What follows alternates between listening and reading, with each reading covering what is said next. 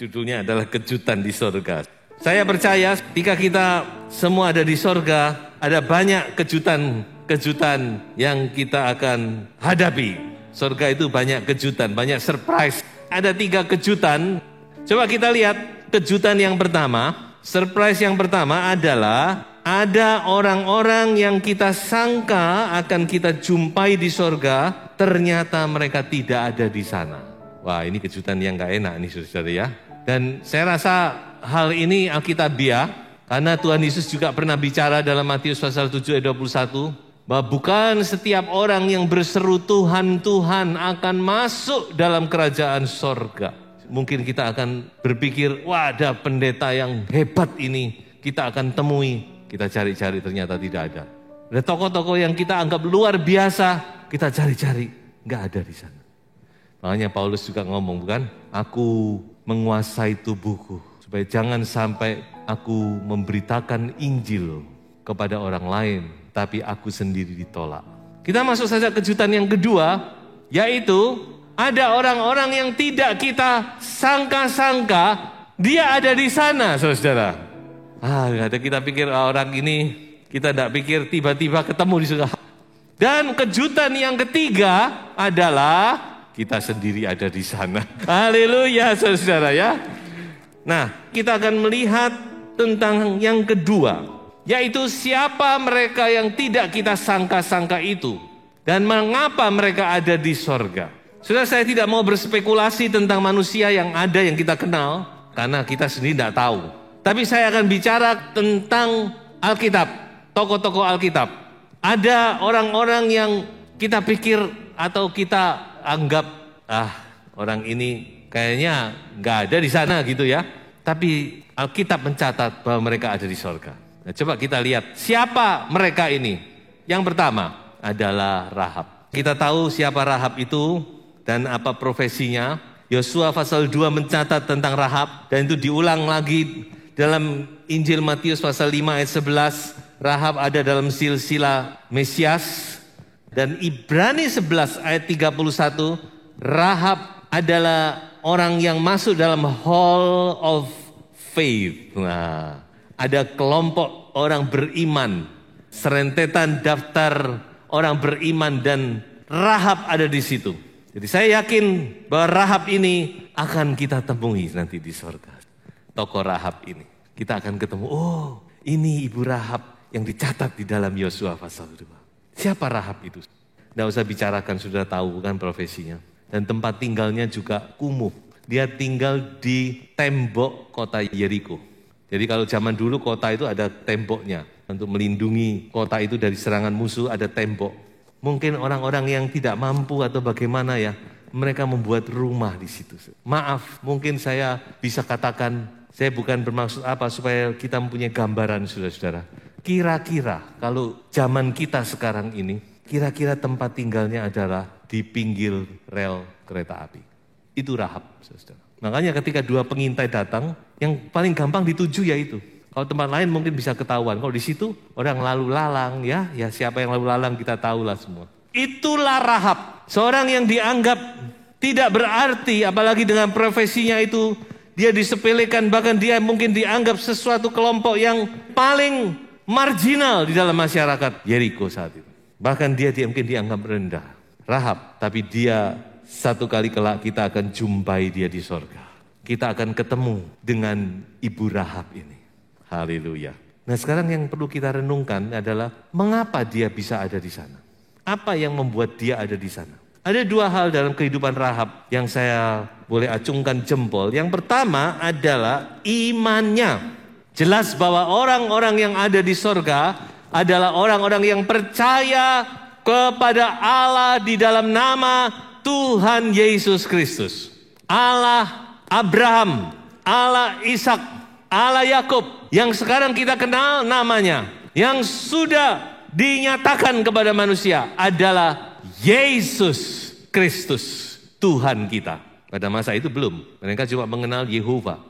Nah saudara-saudara, dia percaya kepada Allah Israel. Dia percaya, dia katakan bahwa Allahmu, Allah langit dan bumi, tidak ada Allah seperti Allah.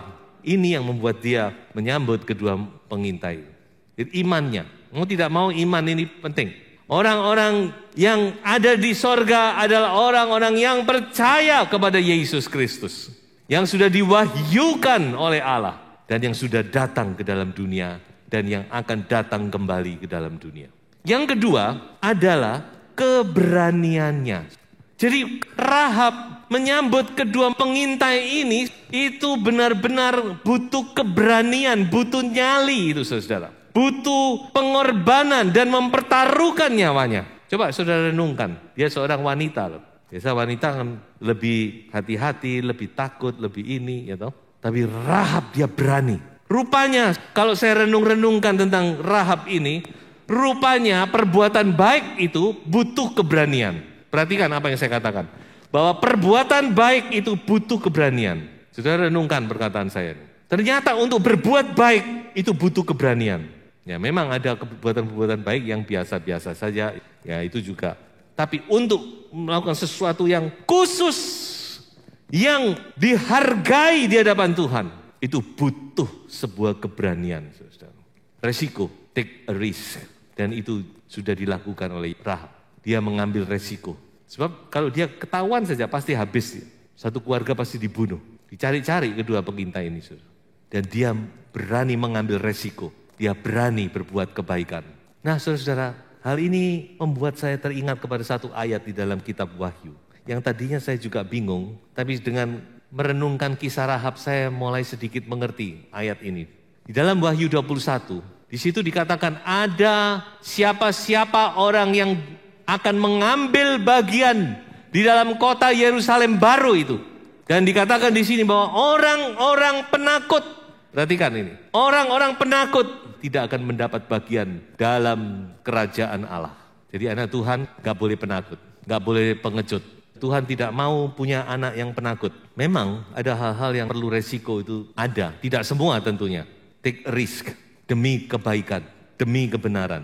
Inilah pribadi yang tidak kita sangka. Jadi coba kita tempatkan diri kita pada masa itu ya. Jangan sekarang, kalau sekarang saudara melihat ya tidak ada apa-apanya, saudara tahu kisahnya. Tapi coba tempatkan diri kita pada saat itu. Tidak ada yang menyangka wanita seperti Rahab bisa ada di sorga. Saudara. Tokoh yang kedua adalah Naaman. 2 Raja-Raja pasal 5. Kita tahu ceritanya.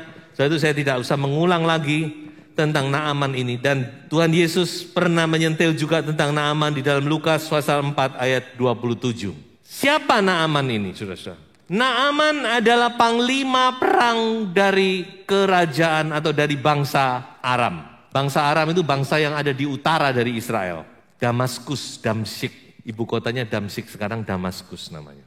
Itu Aram. Dan dalam sejarah Israel, kita tahu bahwa Aram itu adalah salah satu musuh bebuyutan dari kerajaan Israel terutama. Karena dia di utara. Waktu pecah Israel dan Yehuda, Israel yang di utara. Jadi seringkali berperang dengan Aram. Ini musuh bebuyutannya bangsa Israel. Dan ini adalah panglimanya, jenderalnya, yang seringkali memerangi bangsa Israel, yang mungkin sudah membunuh sekian banyak tentara-tentara Israel dan seterusnya. Kita tahu dalam peperangan semuanya itu. Dan orang seperti Naaman ini pasti dibenci oleh bangsa Israel waktu itu, saudara. Makanya kalau saya renung-renungkan ketika bangsa Israel mendengar bahwa Naaman sakit kusta, mungkin dikapok-kapok. Tetapi Naaman ini, saudara-saudara, mendapat kasih karunia Tuhan. Makanya Tuhan Yesus juga ngomong, pada zaman itu tidak ada orang kusta disembuhkan di Israel, tapi Naaman, orang Aram disembuhkan. Dia mendapat kasih karunia dan dia disembuhkan. Dan yang saya lihat bukan masalah kesembuhannya, saudara, kesembuhan itu satu perkara, tapi iman itu juga satu perkara. Makanya banyak sekali KKR kesembuhan, orang disembuhkan, tapi cuma terima kesembuhan lalu dia tidak terima Yesus. Jadi kita harus tahu bahwa tujuannya adalah keselamatan jiwa, bukan cuma sekedar keselamatan tubuh. Nah, Naaman ini yang saya lihat bagaimana sikapnya ketika dia sudah menerima kesembuhan itu. Dibandingkan dengan sikapnya ketika dia belum disembuhkan. Itu berbeda jauh sekali. Dan saya yakin ini yang menyelamatkan Naaman. Bukan kesembuhannya, bukan. Naaman boleh sembuhkan tapi dia boleh saja tetap tidak selamat. Tapi saya percaya Naaman selamat dan satu saat kita akan ketemu Naaman di situ. Mengapa saya katakan demikian? Coba saudara lihat berikut ini. Pengakuan imannya. Ketika dia sudah disembuhkan, dia benar-benar sadar, mengerti, dan dia mengakui bahwa hanya Allah Israel, Allah Abraham, Allah Ishak, Allah Yakub, satu-satunya Allah di bumi ini. Tidak ada Allah lain. Dia benar-benar sadar saat itu. Nah ini, kesembuhannya membuat dia punya kesimpulan iman. Dan dia mengakui bahwa Yesus, ya saya katakan dengan bahasa kita saja, bahwa Yesus adalah Tuhan. Sekali lagi, tidak ada orang yang tidak mengakui Yesus ada di sorga. Karena Yesuslah jalan kepada Bapa. Saudara harus mantapkan itu. Kalau masih ada jalan lain, Tuhan Yesus tidak perlu mati di salib. Ini yang pertama, dia mengakui, dia tahu, dia mengakui bahwa hanya Allah Yehova, Allah Abraham, Ishak, Yakub, satu-satunya Allah di bumi ini. Dan yang kedua, ini yang menarik adalah kerendahan hatinya. Sudah tahu apa yang Naaman katakan kepada Nabi Elisa saat itu. Dia bilang, Bapak, saya cuma minta satu. Tadinya dia kan ngotot mau ngasih hadiah, dia sudah bawa banyak hadiah, saudara-saudara. Tapi Elisa sebagai seorang hamba Tuhan yang sejati, dia sama sekali tidak tergiur dengan hadiah-hadiah itu. Tidak sama sekali dia. Nah ini ya contoh hamba Tuhan yang sejati. Dia tidak melihat semuanya itu. Yang dia lihat keselamatan jiwa daripada Naaman. Kalau dia terima, Naaman ngasih hadiah emas kilo-kiloan itu saudara. Dan Elisa terima, mungkin Naaman merasa lega, ya sudah, aku sudah pok-pokan ya, aku disembuhkan, sekarang aku sudah bayar kesembuhan itu. Dia akan pulang begitu saja sebagai orang yang tetap tidak mengenal Allah. Tetapi karena dia melihat sosok Elisa yang tidak mau diberi hadiah, akhirnya Naaman, dia mungkin hatinya saat itu berubah atau bagaimana saya tidak mengerti. Dan dia yang ngomong sama Elisa, Bapak kalau gitu aku minta satu saja. Aku mau ngambil tanahnya Israel ini. Perhatikan apa yang dia perbuat, karena ini tidak ada lagi seperti ini saudara. Dan mungkin sampai selama-lamanya kita tidak akan menjumpai seperti ini. Aku minta satu karung, aku bawa ke negeriku. Untuk apa? Untuk menyembah Tuhan. Ini pengertian Naaman ya, pengertian Naaman. Jangan pengertian kita saudara ya. Jadi Naaman berpikir sampai tanahnya ini, dia mau menyembah di atas tanah Israel. Saya rasa tidak pernah ada orang begitu ya. Tapi Naaman minta tanahnya Israel. Beri aku tanah semuatan Bagal, karena aku akan menyembah Allahmu, ya Nabi Elisa. Yang saya lihat di sini bukan sekedar iman, tapi adalah kerendahan hati Naaman. Coba bandingkan Naaman sebelum dia disembuhkan. Waktu Elisa menyuruh orang berkata, suruh dia mandi di sungai Yordan 7 kali. Benamkan dirinya 7 kali, dia akan sembuh. Naaman bagaimana saudara? Dia marah, dia tersinggung. Dia bilang, gila ini orang. Aku siapa? Aku ini panglima yang terhormat. Mbok ditemui, mbok dikasih minum lah. Doakanlah. Ya digeser-geser tangannya. Tapi Elisa cuma suruh Gehazi beritahu Naaman, suruh dia mandi di sungai Yordan. Suruh mandi di sungai Yordan pula. Dia bilang gimana? Kok sungai Yordan yang kotor kayak gitu? Di negaraku itu banyak sungai yang indah. Itu Naaman yang very arrogant. Arogansinya tinggi. Tetapi ketika dia mengenal Allah, bahkan tanahnya saja dia ambil. Dia mau sembah Allah. Ini orang yang akan masuk surga. Saudara, kita jadi anak Tuhan, tidak boleh sombong. Jangan jadi anak Tuhan yang sombong, yang arogan, saudara. Karena kita sudah diselamatkan. Anak Tuhan yang arogan adalah anak Tuhan yang tidak mengenal kasih karunia Allah. Yang tidak menyadari, tidak menghayati kasih karunia Allah. Naaman, panglima yang dihormati oleh Raja Aram. Dia mau merendahkan dirinya untuk menyembah Tuhan. Siapa aku ini Tuhan? Dia minta tanah saja. Beri aku tanah. Karena di atas tanah Israel ini aku mau sujud menyembah Allah. Makanya saudara bisa melihat bukan? Dalam bukan firman Tuhan. Bagaimana ini saudara? Makanya kita sebagai orang percaya kita harus semakin kita mengenal kasih karunia Tuhan. Apalagi kita semakin diberkati, kita harus semakin merendahkan diri di hadirat Tuhan saudara. Semakin kita mengosongkan diri. Masa kita nggak sungkan sama Tuhan kita? Filipi 2 dikatakan dia yang setara dengan Allah. Dia tidak anggap semuanya itu. Tapi dia mengosongkan dirinya. Dia jadi manusia. Bahkan dia mengambil rupa seorang hamba. Bahkan dia mati dengan cara yang terhina. Di atas kayu salib. Biarlah kisah Naaman ini menjadi pelajaran bagi kita. Dan yang ketiga. Siapa yang akan kita jumpai nanti?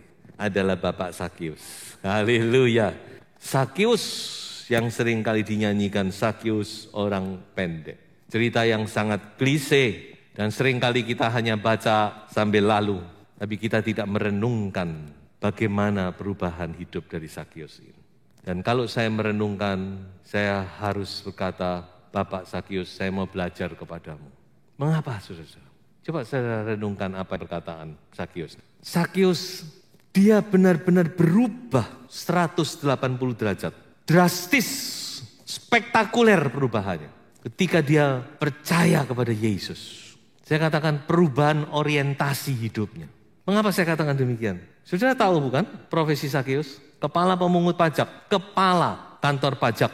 Dan pemungut cukai waktu itu identik dengan koruptor. Karena mereka biasa memungut lebih, lalu masuk kantong sendiri, yang sebagian disetor ke Roma. Dan Roma pinter, nggak pernah pakai orang Roma, dia pakai orang-orang Yahudi sendiri. Makanya orang-orang ini dibenci sekali dengan masyarakat Yahudi. Dianggap kaki tangannya orang Roma, dianggap koruptor, dianggap memeras bangsanya. Dan Sakius adalah kepala mereka. Berarti orang ini orang pinter, saudara. Walaupun tubuhnya pendek, akalnya panjang rupanya. Dan apa yang terjadi ketika Sakius ketemu Yesus? Dia bilang, separuh dari hartaku aku bagikan kepada orang miskin. Dan kalau ada orang yang kutipu, ada orang yang kuperas, akan kukembalikan 4 kali lipat. Itulah Sakius setelah dia berjumpa dengan Juru Selamat. Orientasi hidupnya berubah total. Kalau tadinya dia hanya hidup untuk uang, dia hanya hidup untuk harta, dia hanya hidup untuk dirinya sendiri. Dia tidak peduli orang menderita, orang kehilangan rumah, orang tidak makan, dia tidak peduli. Yang penting uang masuk, uang. Itu Sakius sebelum berjumpa dengan Yesus. Tapi ketika dia sudah berjumpa dengan Yesus, Sakius yang kita kenal, yang akan kita jumpai di sorga adalah Sakius yang lain. Haleluya. Dan apa yang dilakukan Sakius ini sama seperti pendapat dari Rasul Paulus. Coba kita lihat apa yang Paulus katakan. Kita baca saja ya. Filipi pasal 3 ayat 7 sampai ayat yang ke-8.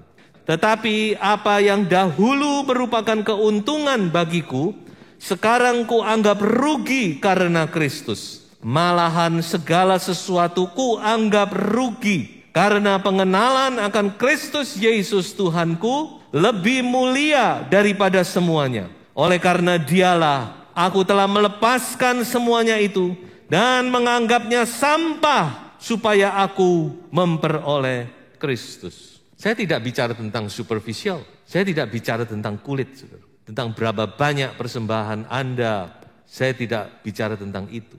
Tapi yang saya bicarakan adalah bagaimana hatimu dan hatiku. Apa orientasi hidup kita?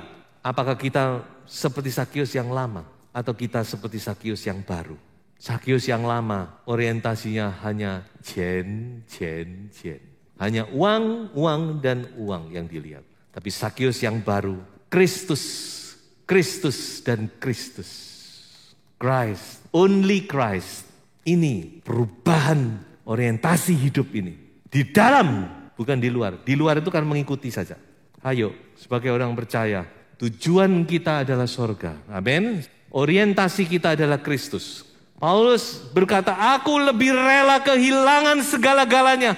Bahkan segala-galanya aku anggap sampah. Demi aku memperoleh Kristus Yesus. Dan itu lebih mulia dari segala-galanya. Menarik sekali kalau kita kembali sedikit kepada Gehazi. Tokoh Naaman tadi ada tokoh antagonisnya Gehazi. Siapa Gehazi itu? Pelayannya Elisa. Gehazi, dia mendapat harta sekaligus mendapat kustanya Naaman. Ini kita harus benar-benar mengerti, saudara, keadaan zaman ini. Jangan sampai di hari-hari terakhir kita hanya menjadi orang yang cuma mengumpulkan harta di dunia. Satu saat semua perekonomian ini akan jatuh. Mari, bukannya saya terus berbicara hal ini supaya saudara ngawur ya, tidak. Tapi mari sebagai orang percaya, mulai dari orientasi berubah. Hidup kita benar-benar kita mau seperti Paulus. Semua itu tidak ada artinya. Kristus satu-satunya yang berarti dalam hidup. Amin, saudara. Baik, saya akan tutup dengan bagaimana dengan kita. Kejutan ketiga kan kita ada di sana, bukan? Amin. Dan apa yang membuat kita ada di sana? Saya percaya 2 ayat ini menjawab. Yang pertama, 1 Korintus 15 ayat 2 dikatakan, oleh Injil itu kamu diselamatkan, asal kamu teguh berpegang kepadanya, seperti yang telah kuberitakan kepadamu. Kita sudah percaya Injil, kita sudah percaya Yesus, percayalah kita sudah selamat. Amin, saudara.